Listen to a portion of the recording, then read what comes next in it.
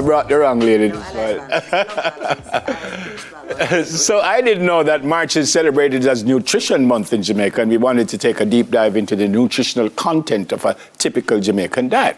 Or what is a typical Jamaican diet? So while our cuisine is rich in flavor, is it providing all the essential nutrients we need to live our healthiest lives? To help us answer that question, nutritionist Dr. Vanessa White-Barrow. Good morning. Welcome to Smile. Good morning, Neville, and thanks for having me. When did this journey start with you? For nutrition? Yeah. Well, that's an interesting question. For me, I started out in the sciences with biochemistry and zoology.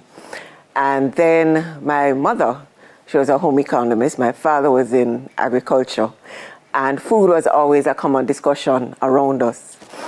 I learned about nutritionists and dietitians through my mother. So when I finished my first degree, and I was teaching for a few years at St. Catherine High School, biology. It's one of my areas that I love. But I realized that something was happening in the population with respect to people's health, and also what I knew about food and nutrition and how it impacts our health. I said, this is certainly an area I want to look into because there's so many misconceptions out there. And I was facing it. At the time, the internet wasn't as pervasive as it is now. So I took an interest in the area. I decided to do my master's in nutrition. And then I continued teaching, but also through working with Mrs. Patricia Thompson and also other nutritionists, I realized that this was an area, a professional area, that Jamaica needed at this time in her development. And so I got into the field. Yep. I have a friend who says, if you listen to you guys, you only eat birdseed. I'm sorry. Because, and I'm being serious here, because I could remember doing a test once. And apparently my cholesterol was a little high. And the lady said to me, you eat eggs? And I said, yeah. And she said, no, you need to stop that. Mm-hmm. But then no me here say I must eat 4, 5, 6 eggs every week. And so is it a one size fits all, or you are saying this and another nutrition will say, well, no, I don't agree. It's never a one size fits all when it comes down to food and nutrition. You see, all of us have to recognize that we're built differently. Our genes are different. Our environment is different. How we started life in our mother's womb also impacted our health and well-being as we develop. So it means that, the way we eat growing up, going through life, the lifestyle that we have has to be influenced by the kinds of food that we eat, and it has to be tailored to individuals. Okay, I said at the top about a traditional Jamaican diet. Double-barrel question, what is a traditional Jamaican diet, and is it healthy or unhealthy? Well, the Jamaican traditional diet really consists of those foods that we grow for ourselves, and our variety of fruits, vegetables, the ones that we share with our neighbors, pick it from the trees, etc., or bananas, or provisions, plant-based foods that we grow for ourselves, or livestock that we also grow for ourselves. That is the Jamaican diet. In terms of whether it's healthy or not, it depends on how you prepare it, the amounts that you consume at any point in time, and also in terms of the meal combinations. Yeah. Is it appropriate for your lifestyle? Is it appropriate for your current health status? Yeah. So whether you're going to interpret it as being healthy or not is really dependent on you. Yeah. And that's why the guidance from professionals is so important. Some people in Jamaica, you can't give them nothing but fried food. Yes. And then me say fried food really not good for you. Well, you really shouldn't be having so much. I mean, we're coming out of Heart Health Month, and we recognize, and we're talking about it a lot, that especially how your blood vessels that feed into your heart, those have to be kept as clear as possible. They have to be kept healthy, because without that, your body's not going to function optimally. So is fried food unhealthy? Well, in the quantities that we like to have it. If it's something that we're doing daily, you want to cut back on the extent to which you're eating fried foods. Yeah, that's what it boils down to. Sorry to jump in. I'm not a chef, so I don't know how you prepare these things. But does it have anything to do with how you prepare it? Whether it's fried? Yes, it does. Right? Frying one of the unfortunate things about frying, I mean, yes, it tastes better for many of us, but the thing about it is the conversion of healthy fats to unhealthy fats.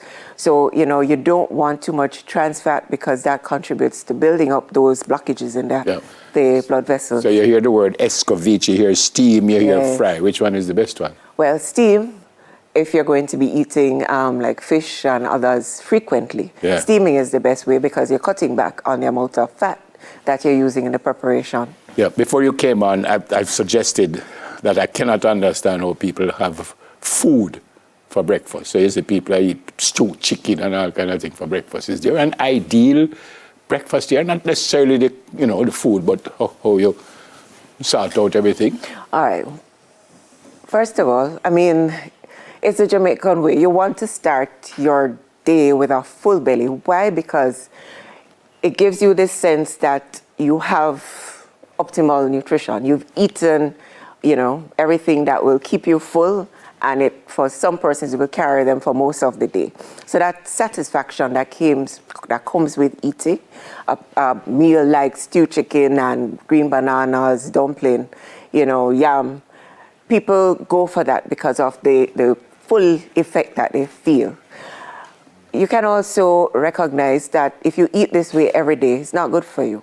Yeah. Because, pretty much, if you use a lot of fat in the preparation of your stew, then it's going to be a problem. And also, you're restricting yourself to just those nutrients in those meals that you eat the same thing every day. So variety is important. I know you won't correct me if I'm wrong, but traditional breakfast are like egg and fruits and cereal. No, that's actually the American way. Remember, us in Jamaica, as much as we talk about being westernized, because of our African ancestry, you find that we still, a vast majority of Jamaicans, even those in the urban areas, they seek out this kind of food. They will go to the cook shops. They leave Jamaica. They're looking out for the Jamaican restaurants. Why? Because they're trying to find those provisions that they're used to. All right, let me put you under pressure a little bit. Ideal breakfast. All right, so the ideal breakfast is one that is moderation. You want to have some vegetables. So if you're going to use callaloo, for example, don't use too much fat in the preparation. Ensure that if you're not vegetarian, if you're a vegetarian, you want to include some beans in that to ensure you have some protein. So if you are not a vegetarian, then you can go with a food from animal source, preferably one that is not fried. Also, in terms of, think about your plate.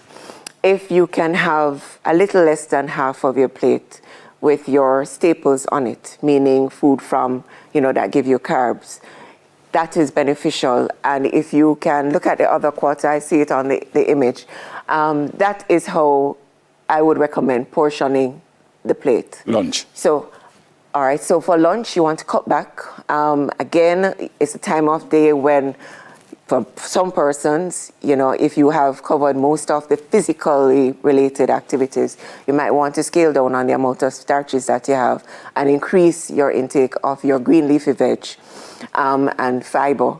And of course, in terms of your choice of food from animal source, try to go lean meat options like fish. Dinner. Again, cut back the portions of starches even more. Yeah. Because again, you're going into a rest stage of your life. So you want to orient your day, and you want to ensure that, you don't go to sleep with too much of those sugars circulated in your body. Yeah. Breadfruit, they say, is a superfood. Anything also? True? Of course. Okay. All of our provisions are superfoods because they have these wonderful colored plant-based chemicals in them. We call them phytochemicals. Have to go. Supplements important? Supplements are important to fill the gap, but if you are eating optimally, no need for supplements. Good to see you. Thanks for coming in. Thanks for having me. Yeah, man. God bless. Sit with me for a while. Nutritionist Vanessa White-Barrow. When we come back, we head into the kitchen to make a homemade vitamin C supplement. You don't think Clive will go to you? We'll soon come.